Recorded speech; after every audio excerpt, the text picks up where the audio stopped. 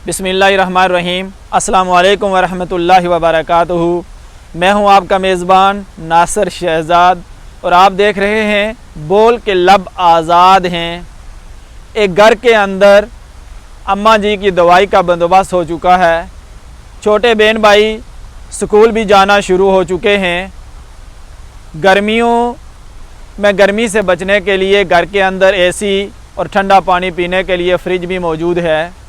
सर्दियों से अपने आप को महफूज करने के लिए एक बेहतरीन मकान और उस मकान के अंदर हीटर और दीगर सहूलियात भी मौजूद हैं। इन सारी चीज़ों के होने के बाद घर के एक बड़े सरबराह अब्बा जान एक दिन सारे घर वालों को इकट्ठा करते हैं और पूछते हैं कि मैंने अपनी तमाम तर एनर्जियाँ लगा दी हैं, जो कुछ मुझसे हो सकता था मैंने किया है, कि आपको वो तमाम सहूलियात दी जाएं जो एक ज़िंदगी जीने के लिए होती हैं। अब आज एक मीटिंग है जिसमें मैं आपसे पूछता हूँ कि आपको मज़ीद क्या चीज़ चाहिए। तो सारे घर वाले सोच विचार करते हैं और उसके बाद वो किसी फ़ैसले पर पहुँचते हैं कि अम्मी जी को एक किसी बड़े डॉक्टर से चेक करवाते हैं, छोटे बच्चों की तालीम के लिए कोई ट्यूशन का बंदोबस्त करते हैं या किसी बड़े स्कूल के अंदर दाखिल करवाते हैं। सामीन मुकर्रम, ये इसलिए हुआ कि उस घर के अंदर बुनियादी सहूलियात मौजूद थी, इसलिए घर के सरबराह ने एक मीटिंग बुलाई और अब एक बुनियादी सहूलियात के बाद वो ज़िंदगी की जदीद सहूलियात की तरफ जा रहे हैं।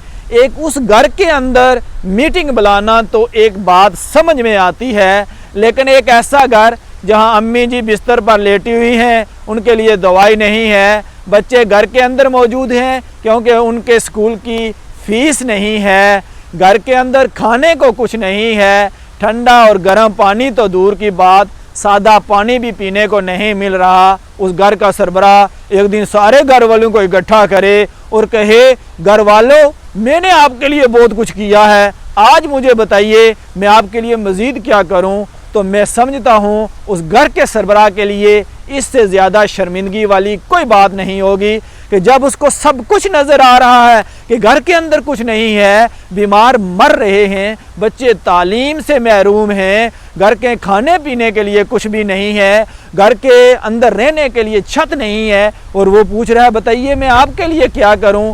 कुछ ऐसा ही हशर हमारे हुक्मरानों का भी है, हमारे वज़ीर आज़म का है, हमारे सदर का है, हमारे मिनिस्टर और एमएलए का है, हमारे कमिश्नर और डिप्टी कमिश्नर का है, हमारे थानेदार का है, हमारे वज़ीर माल का है, हमारे इन बड़े सरबराहों का है। ये सारी चीज़ें जब अपनी आवाम को देने के लिए उनके पास अमन और अमान की कोई सूरत हाल नहीं है और वो खुली कचहरी लगाते हैं, अपनी आवाम को देने के लिए उनके पास कोई माशी पैकेज नहीं है और वो खुली कचहरी लगाते हैं, अपने बच्चों को देने के लिए तालीम नहीं है और वो खुली कचहरी लगाते हैं, अपने नौजवानों को देने के लिए रोज़गार नहीं है और वो खुली कचहरी लगाते हैं, अपनी बच्चियों को तहफ़्फ़ुज़ देने के लिए उनके पास कोई बंदोबस्त नहीं है, उनकी इज्जतें लूट रही हैं और वो खुली कचहरी लगाते हैं। सामीन मुकर्रम, मैं आपको बताना चाहता हूँ ये सारी खुली कचहरी एक ढोंग है। आवाम को होश के नाखन लेने चाहिए और इन हुक्मरानों का हिसाब लेना चाहिए कि भाई तुम ये खुली कचहरी किस नाम पर लगाते हो। क्या तुम आसमान से उतरे हो, किसी दूसरे मुल्क से आए हो, किसी दूसरी मखलूक की तरफ से आए हो, या तुम हमारे नुमाइंदे हो। अगर तुम हमारे नुमाइंदे हो तो तुम्हें एक एक बात का पता होना चाहिए कि तुमने हमें क्या दिया है। यहाँ पर हमारे पास कुछ भी नहीं है और तुम खुली कचहरी लगाकर सिर्फ दिलासा देने की कोशिश कर रहे हो। बहुत शुक्रिया।